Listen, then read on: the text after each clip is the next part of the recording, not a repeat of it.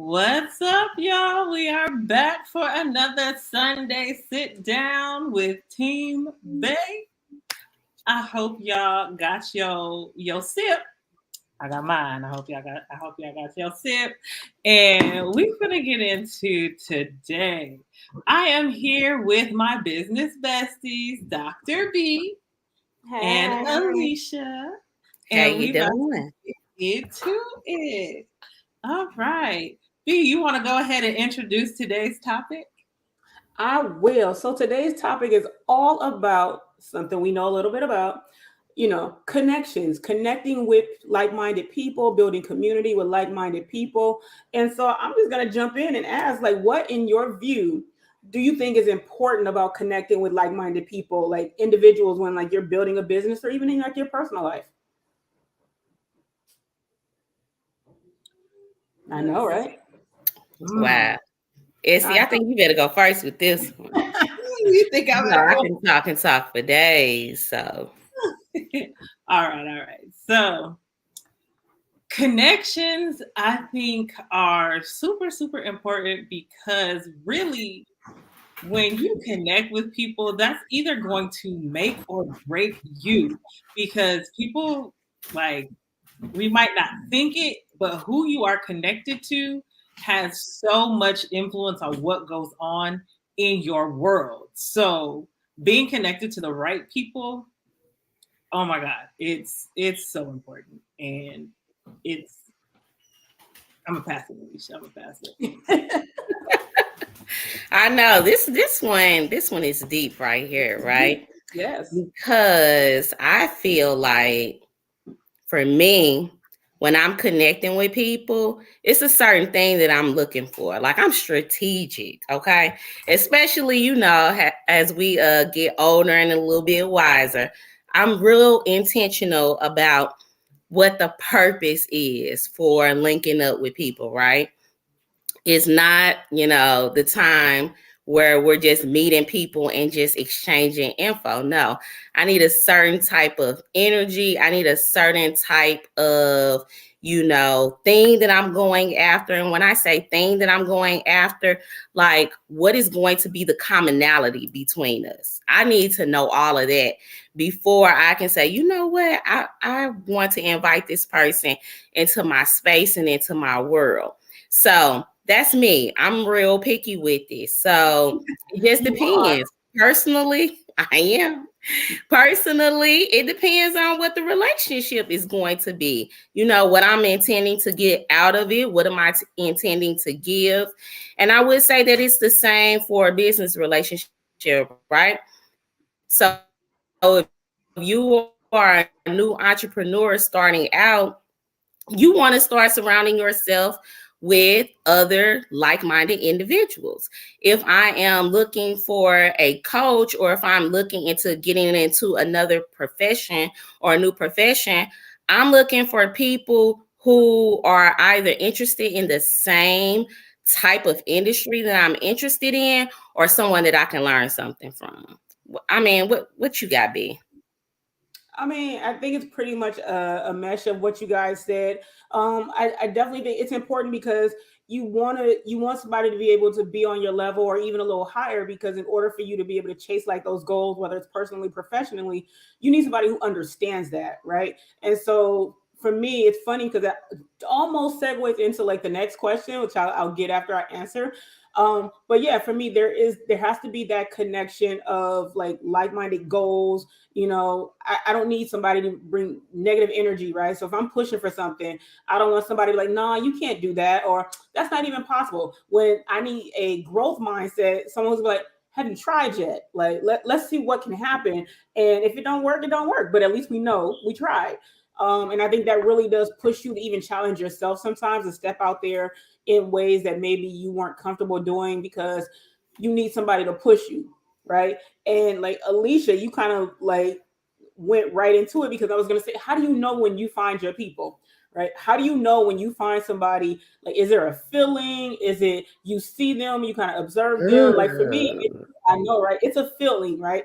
Because I mean, I joke about it. We're business besties now, but like, for me, I've learned that the people who I don't gravitate to the quickest are usually the people that I wind up becoming the closest with. And it's not for like dislike or anything like that. It's likely I've learned my psyche is like, take your time, right? Take your time, fill that out, see the whole thing.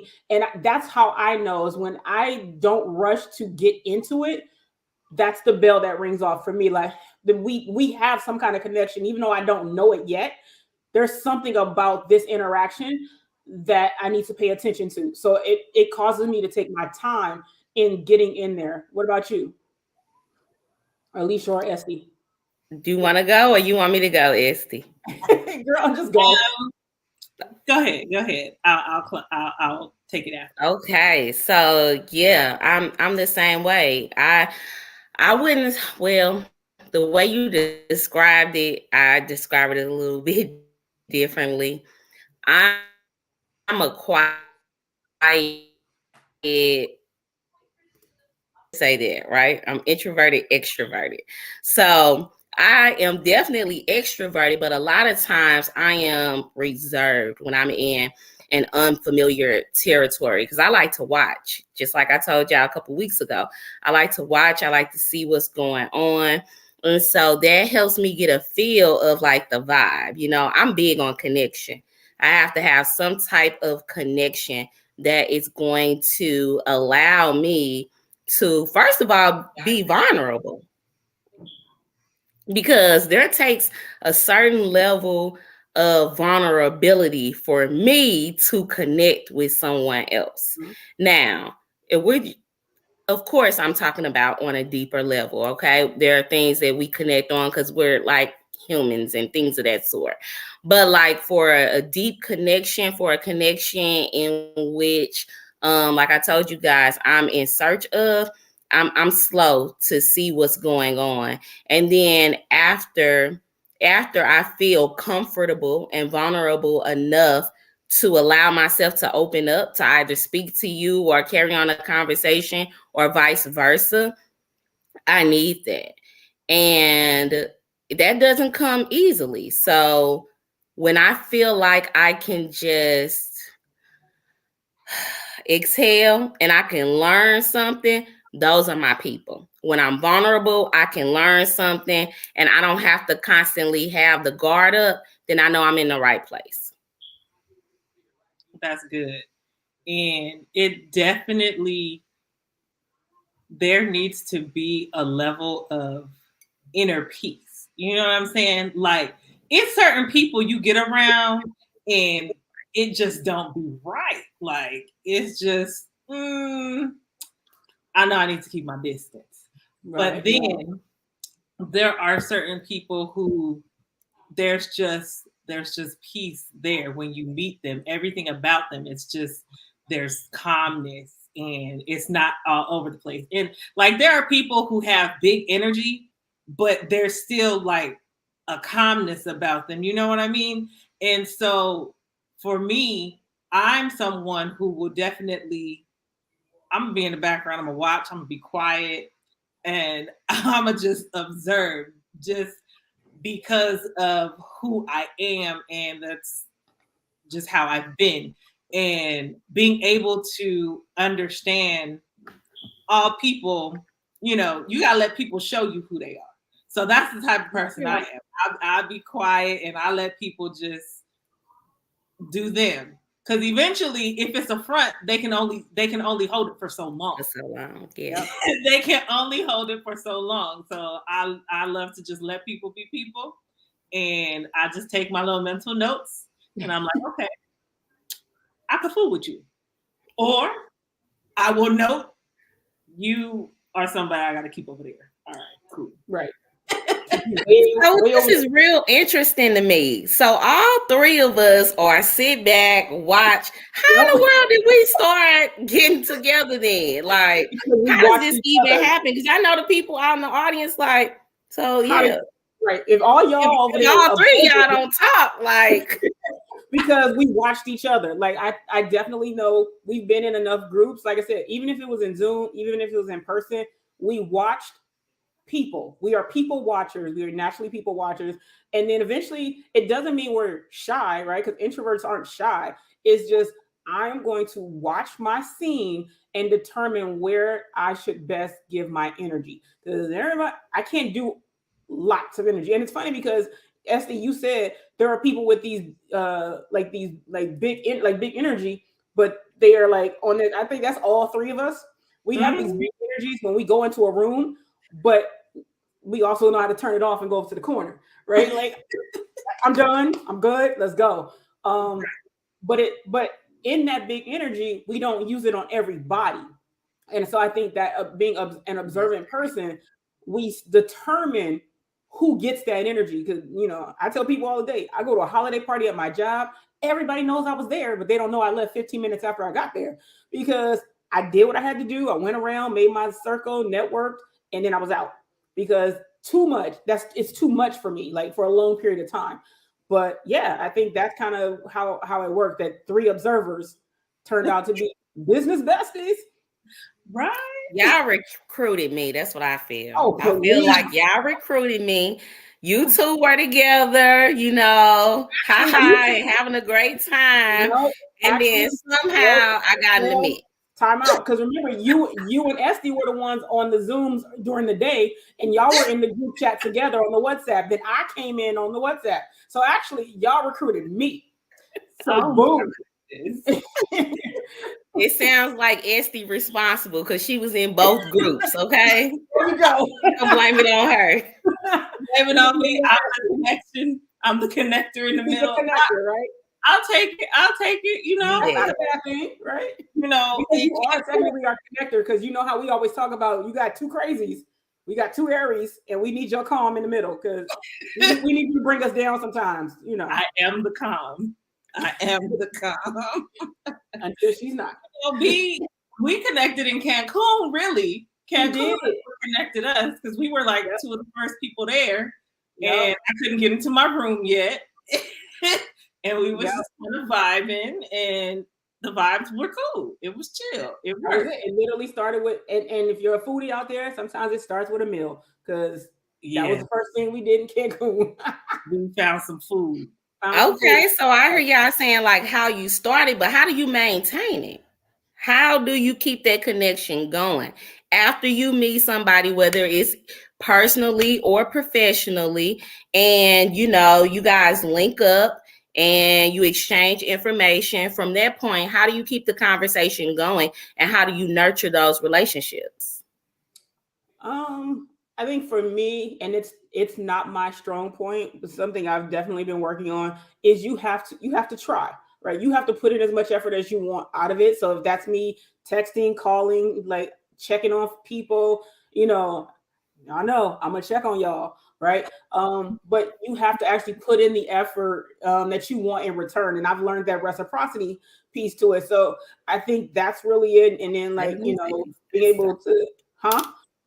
You said reciprocity. I said, baby, let me take these glasses off. Come on with it.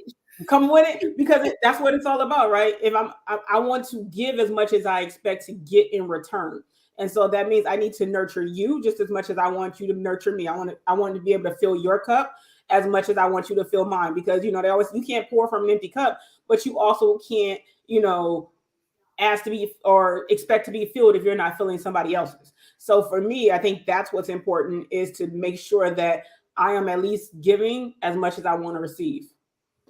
Oh, that's good because essentially, especially in this time where social media got everybody on cancel culture and oh, you didn't text me first, so I'm not texting. But like all of that stuff got people all jacked up, and I had to, for myself, really think, okay, really, you need to treat other people how you want to be treated, and when you stop really focusing so much on what am I getting out of it as opposed to what am I giving? Because as you give, you receive. What you put out there comes back to you. So I had to start making a conscious effort to really put into the relationships because I met y'all at a time where my life was just going through a lot. And a lot of the relationships that I did have, they started kind of dwindling away, and it was a lot going on, and it was just like, okay, so where do I go from here?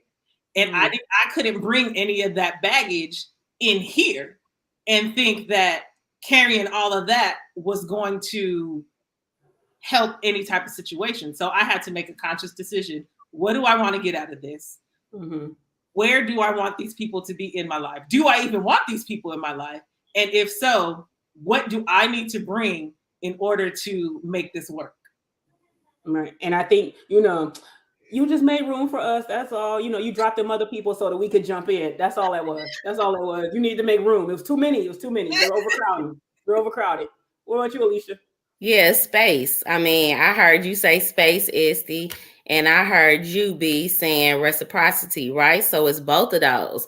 Like when the way I keep the community going and nurturing those relationships have a lot to do with a combination of what you both just said. I make sure, one, that I'm showing up in a supportive way that I know will be supportive to you. See, I think a lot of times we do stuff for people that we want them to do for us. Right. And when you're doing something for somebody, you need to know what's their love language. You need to know how you can support that person so you can show up for them in a way that is meaningful to them. Right. And that's the difference. A lot of people are like, I showed up for you in this manner. Yeah, but that's the way you want other people to show up for you.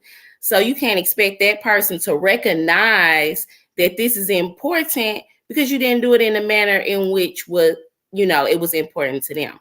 Mm-hmm. So I love that. And I feel like when you are in a circle of people who are doing really big things, right? You guys are learning new strategies, learning new skills together. You guys are growing in so many types of ways. It's important to know that when they grow, you are growing, right? I'm a big proponent of when somebody wins something, I'll let you know, congratulations, I know I'm next, because like-minded people are going to be together. Like if you hanging around with 9 broke people, you're going to be the 10th one. So you got to figure out and you got to know that that community is really, really important and hold space for people. Like Estee said, when she was going through something, she knew that like in this space, when I come to you guys, I need to come in this particular space. But she found out later on that we were there to support her in the ways in which the people who were dwindling out of her life, they were no longer able to support her in that space. And so hold space for people, let them be themselves, celebrate them when they have successes. When you guys are having a low, make sure you're encouraging one another. I feel like all of those things makes for a great nurturing of relationships. Yes. Yeah. Cool. So, what do you think are? I think we kind of touched on a lot of this. What do you think are like some of the benefits of being part of those types of communities of like-minded people, or having those types of people? Obviously having them in your corner, definitely a benefit. What are some other benefits you can think of for being in those types of communities? Go ahead. Let me go. The capacity to dream bigger. Right there. Because in your mind, right, when we set goals, when we have these dreams, like we dream, but we don't really dream. We're not doing that like universal God dream where, you're going to need some supernatural, right, in order to pull this off. And so in my mind, I'm going to speak for myself. In my mind, I'm like, okay, I'm going to be an entrepreneur. It's going to create more freedom for me in various ways: time freedom, relationship freedom, financial freedom, all these different freedoms, right? That's what's on my mind. So I'm excited about that. You get around some other people in your community and you're like, oh, okay, where you see your business going? What's your dream? Oh, in the next 2 years, I'm gonna buy a jet. You like, dang, all I wanted to do was have a little bit of freedom. I didn't even think buying a jet was possible. Like, let me put that on my list too. It gets that creativity going and it lets you know exactly how small your dreams are.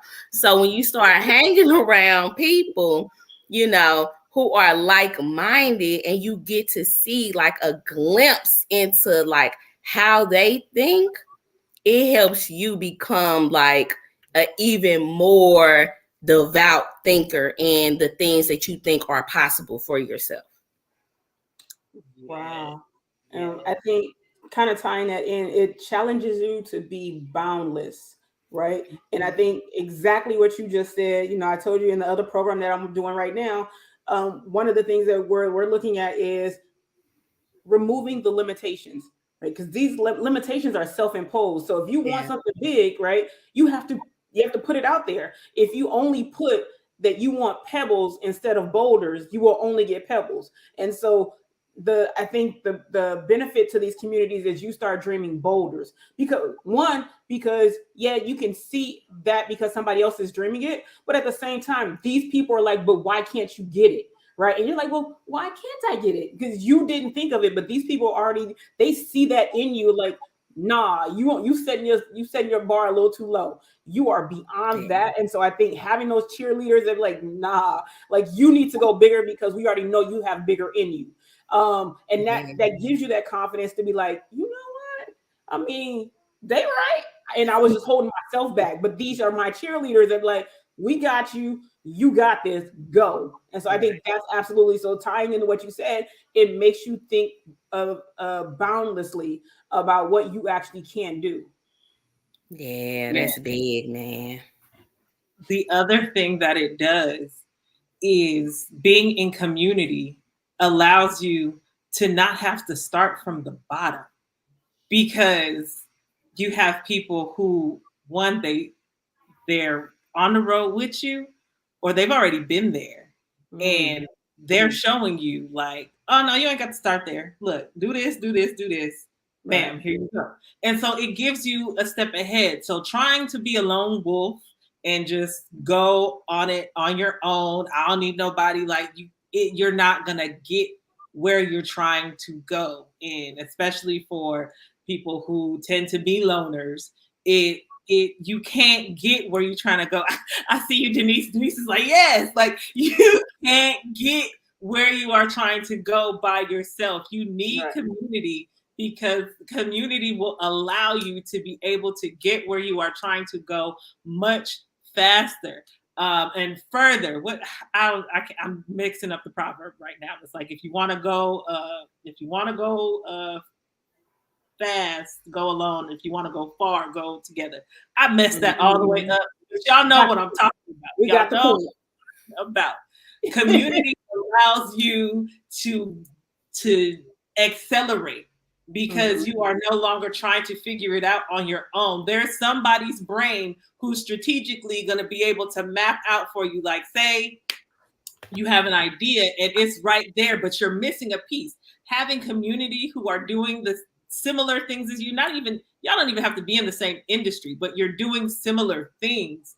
And that person, having those people to bounce those ideas off of, they will see what's missing that you're overlooking, and they can be like, hey, look, you might want to go back and put this in here, and then bam, it's going to work out for you. And it's like, you are too close to it to see it. You need those other eyes. So it's so much better to be in community where you have other eyes that are able to help you get to where you're trying to go. Like, in being in community, you can't have that competition mindset. Like, you cannot come into Right. community thinking that these people are your competition. Like, you have to come with the mindset of, what's mine is mine, what's yours is yours, and we're all going to get what's meant for us together.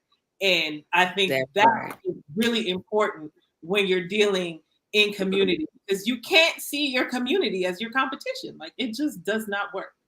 You're And so it's too right. much out here for all of us, Mhm. right? So like It's no need for all of that. The only competition you should have is with yourself to improve, to be better than you were yesterday. Like that's my only competition. Other than that, I don't worry about anybody else. That part. Yeah. all of that right there, right? So it's funny, we talk about all of these benefits of community, but we sometimes are in communities that aren't exactly like-minded. This could be friends, family, business, name it, work, right? What Yeah. happens when you are in these communities that are not boosting you, or they're not like-minded people? How do you adapt, adjust, or deal with it? Mm, mm, I know, right? I heard this verse in a song yesterday, and it said, if you don't bring anything to my life, then I'm an exit yours. And I was like, oh, like, shut up. Like, I feel that 1000%. And it's in the spirit of reciprocity, right? Because I feel like, and that's just for me, if I'm filling your cup, but you're not feeling mine, this is not a mutual situation that we Right. need to be in, Right. because obviously, what is preventing you from pouring into me if I'm pouring into you? We don't need to be in the same community, because I just feel like you don't like me like that. You can't. If I'm pouring into you and you have nothing to pour into me, you don't like me like that. What y'all think? Or it could be they have a different expectation of the relationship, right? They're not pouring into Mm. you because all they want is what you have, right? And so if I am constantly, like you said, if you're constantly pouring into somebody and they're not pouring into you, then they only want to be filled up by you, which again drains you and you leaves you with nothing. So absolutely, that But relationship's got to that's go. real though, right? It Because is real. there are so many relationships, whatever type of relationships, like you said, and where people are not getting what they need.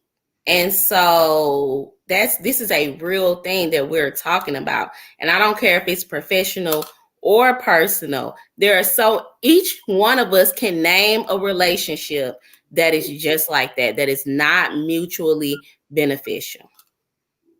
And And for the ones you can't get rid of, how do you manage it? communication, I believe, is key, because Mhm. what happens is a lot of times we might be in relationship with someone. This could be friendship, this could be, whatever the case may be, but we're not communicating our expectations, and we just assume that the other party will know.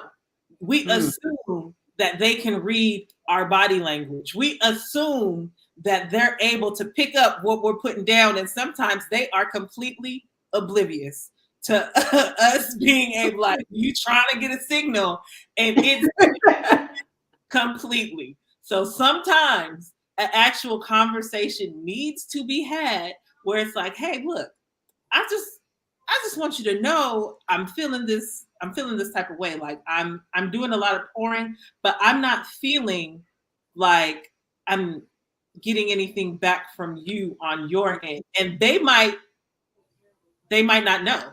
They might have thought they were giving because of how they communicate or how they see Mm. things. So I feel like conversations are always important, but sometimes those conversations are not always had because we just assume, like, oh, you should have knew that already. But sometimes they don't. That was my curse in my Okay. 20s. So if we communicate, you're saying, and letting them know what we need, what needs are not being met, and the emotions that it's invoking in us, right? Because I'm with you. If we communicate that to the other party that we're dealing with, what happens when it falls on deaf ears? Are you telling me we're gonna have this conversation again? Like, how many times should we have the conversation? Because I'm pretty sure I'm asking for a friend. Okay, I'm asking for a friend. But Right, right. I want to know, because I feel like if I tell you more than twice, So I think that's exactly it, right? Because if you don't know, then I can't hold you accountable. But if I've told you, right, that that means you are now aware. And this is, I do this in my job too. I like with the students. If you didn't know and I gave it to you, now you know. After that, I always tell people the first time is a mistake, the second time is intention, right? Because, and sometimes some people are a little slower, they might have forgot. So, yes, you might get that 2 times in. But my guess is at that point, you know, and I say this, but this is not always our reality either, because that's a different piece. Yeah, it's easy to say, I'm gonna just drop them, but we don't do that, right? We don't do that because a lot of times, depending on the relationship, we are looking at the potential and not the reality, right? That We're looking at what could be and not what is. Who was that? I forgot which one of you said it, but when we quoted Maya Angelou earlier, when we like, when people show you who they are, believe them, right? And so we a lot of us, we have rose colored glasses because we just want, like, we see this glimpse of something else, and we hope for the best. Like, we want 100% of that, but they don't have the capacity to give that because it's not who they are. And so we look at them for what we hope for them to be, no matter who that is, right? What we hope for them to be rather than what they actually have given us. Like, they may not have the capacity in their whole body and their whole spirit to be what we expect of them. And it would then be unfair for us to hold them to this expectation that they don't have the capacity to give, right? So yeah, we can say, just drop them. But it's just hard because those are, if you care, you want to see something else, but maybe then you alter that relationship to be something different where you don't have this expectation of them as high as it is. You go with what you have and not what you hope to be. At least that's what I'm learning in my life. I agree 1000%. So after both of those and the relationship still is not where you need it to be, how do you navigate letting go of those relationships and finding ones in which you belong? You want to take it, Estee? That definitely, one has to start with acceptance. You have to first accept that relationship is what it is. Mm-hmm. And B, you touched it when you said capacity. Like, that's the word that, well, I was like, capacity. And then you said it, and I was like, yeah, they don't have the capacity to give what you are expecting. And at that point, you have to then realize, what is it that I really want? I can't hold somebody for something they don't have the capacity to give.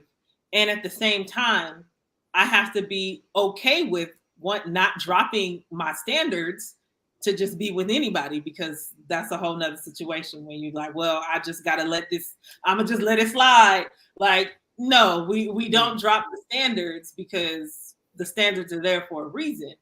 But at the same time, you have to let people be them. You don't expect more than people have the capacity to give you. And you can't use them rose colored glasses, like B said. Like, you have to look at things for what they are, not what you want them to be.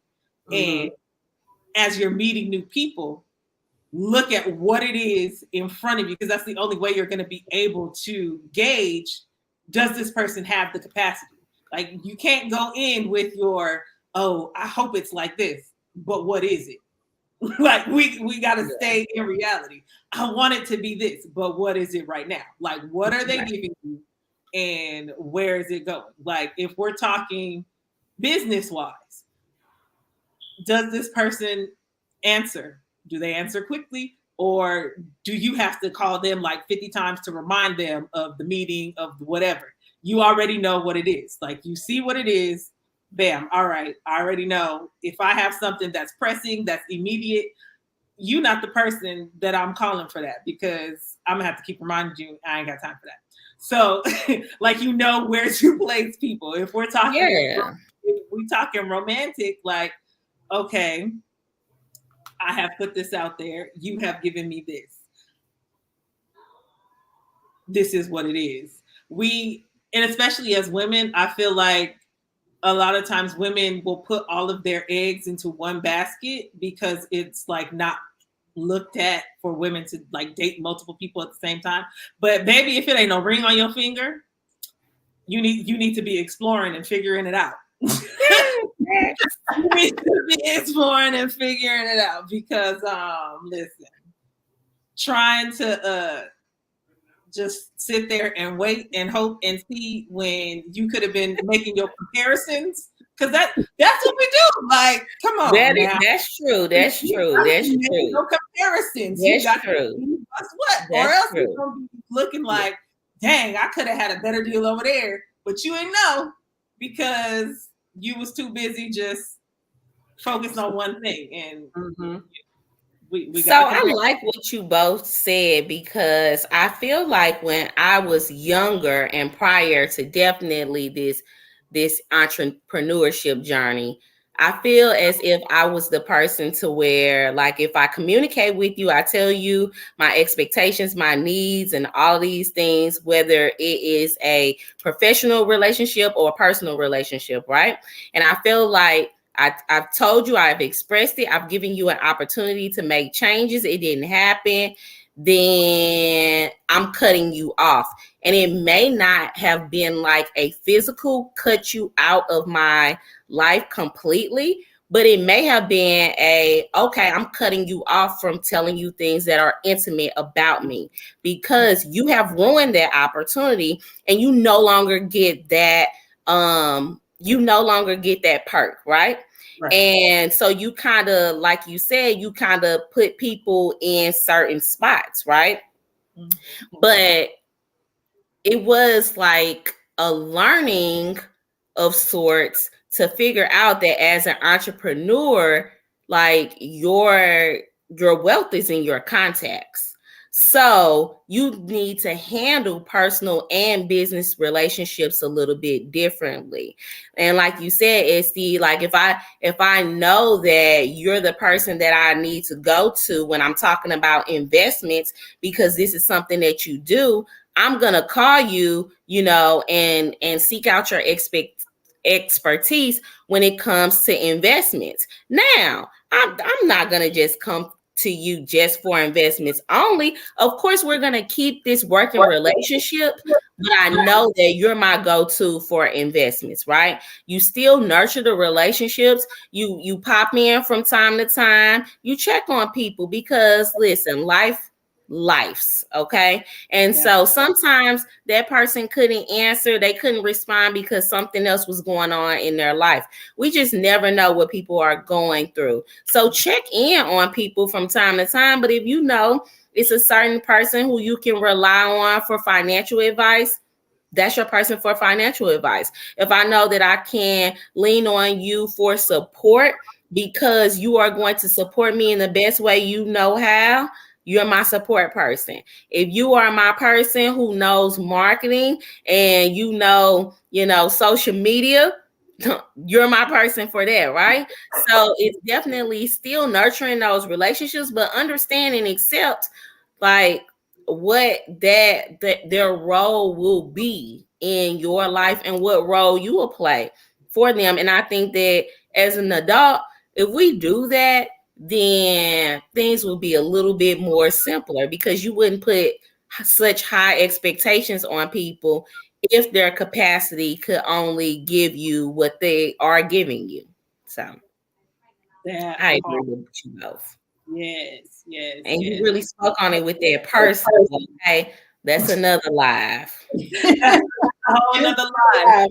We're gonna get to that. Putting people in the right places is really important, because then you won't have that whole issue of like you mad at your best friend because your best friend not supporting your business, but your best friend is not your target audience. It's not for them. So like you can't be mad at stuff when you have the proper expectations for people. I think that and sometimes listen, if you want that to be the expectation, then let them know, hey, listen, you my best friend, okay? I'm just starting out with this business and I need your help. I need you to help promote me. whichever way possible. It's going to be just me and you on this webinar. We're going to act like it's 1,000 people on here. You just got to tell people how you want them to support you, right? I think Because that my right there best friend, I love her. Like, but you know, when it came to technical things, that was my expertise. And when she wanted to learn, like I'm here for you in any way that you need me to be. But you still gonna be a part of my target audience. You're gonna be there. And I think that goes back to us talking about communication. I think, you know, even if like your best friend is not your target client, you need to tell them what you need from them. So like you said, if it's them on the webinar, or if what they can do is promoted by posting, you know, reposting your stuff on their page, they can do those things, right? You know, they don't have to necessarily be putting money behind it, or, you know, buying up everything depending on what your business is. But literally their support can look different, again, based on what they can do, not what I'm expecting from you, right? But I don't know what to expect from you, so I need to be able to tell you what I need, and then you'll be able to tell me what you can do. And so I think it goes back to that communication piece, where we can't assume people know what they can do for you. We have to actually let them know. I think you are right about that. So we all have our businesses, and we all have, you know, people who we would like to join our community, or we would like to be a part of their community because what they are doing is real pressing to what we have going on in our businesses. So what does that look like? Like, what do we have going on in which people can join in community with us? I don't know. I think I got actually I have two things. So I have a raffle coming up next Saturday. And so I'm giving away a free disc assessment and results consultation. And these things cost hundreds of dollars in like the corporate world. So if you've never done a disc assessment, you know, and when you get the results, it's like 22 pages worth of information. So like it helps break down a lot of things for you, but it also helps you just understand, you know, better who you are, right?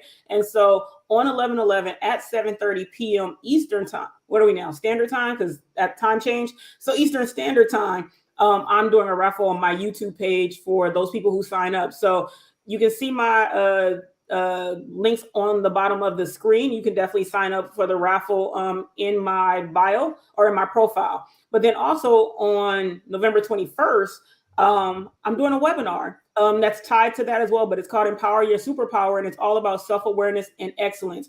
In order to know where you want to go, you have to first know where you are, and you have to know who you are in that moment, and then figure out what do you want to improve on, or some things you want to, you know, maybe not carry it forward anymore. But in order to do that, you know, that's kind of how the disc assessment helps you in that. But like also doing Empower Your Superpower webinar, we are going to talk about what self-awareness looks like and its potential for your excellence. What about you guys? What you got going on, Estee? Okay, y'all. So what I got going on is a webinar coming up for my educators. So listen, if you know a teacher, let them know. Share this with them. Share the page with them. Ooh, the time is wrong. Okay, so don't worry about that. The webinar is November 15th at 7:30 p.m. Hold on, let me fix that real quick. Hold on. I was like, when did you change it?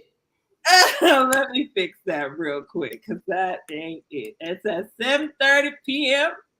Central Time. There we go. So for all my educators, it does not matter if you are not an artist. It does not matter if you do not have an arts background. You can use arts integration to be able to reach your students. And when I say reach your students, we all hear culturally responsive teaching, and we're trying to figure out, how do I implement this? Well, arts integration is a great way to be able to integrate that. So if you want to learn more, if you know a teacher who has, you know, a little classroom management struggle with their kids, send them my way. Let me help them out. So we are embracing cultural responsiveness through arts integration. November 15th, 7:30 Central Time. Follow me on arts.reach.consulting. Sign up for the webinar. It's going to be amazing.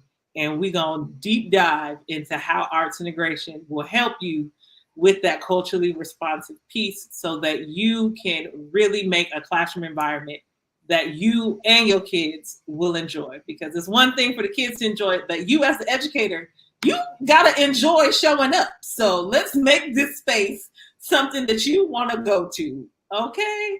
What about you, Alisha? So we all have some webinars coming up that's real close. So you can join all three because mine is on November 16th at 6:30 p.m. Central Standard Time. And I will be doing a webinar on culturally responsive or culturally relevant teaching as it pertains to STEM. I am going to be talking to educators as well as school decision leaders who want to improve academic outcomes, increase student engagement, and have all of their students feeling as if they are STEM capable. We are passionate at Sapient Consulting Services about STEM education and getting more representation in STEM fields. And as you can see, Chat GPT AI has taken over. So if you are not talking about all of these new innovative jobs that will be hitting the market fast and hard within the next 5 to 10 years, you need to pull up to my webinar. It's not enough to just, teach kids the way we've been teaching them in the past. You do have to catch up and get with the times because technology is changing everything that we do. It's changing the jobs that people want to get into, and you want to be at the forefront of that. So you can go to my business page at Sapient CS LLC on Facebook, Instagram, and Twitter. And then on LinkedIn, find me at Alisha Ashford. Please register, share it with another teacher, Hottie, share it with a school leader, professional, share it with whoever you feel could benefit from this webinar because we are going to get in it. We need to see more diverse people in STEM jobs ASAP. Yeah. Yeah. All right, you guys, we hope that you have enjoyed this Sunday sit down with us. Remember, we will be coming back to you on the first and the third Sunday of every month. So we will see you guys in 2 weeks, right? And don't forget to sign up for the webinars. Attend all three. You know you want to. You want to. And you better get in on that raffle because that disc assessment, listen, y'all want that. You want it. Especially if you can get it for the free 99. Y'all better. Absolutely. And you can figure out if you yellow, green, red, or blue. And you also get a consultation. So I'm gonna tell you what these colors mean and what they mean for you. So I'm just saying, hundreds of dollars in the corporate world, you might be able to get one for free. Let's see. That's great. All right. See y'all later. Bye. Thanks. She said, great job, ladies. Thank you.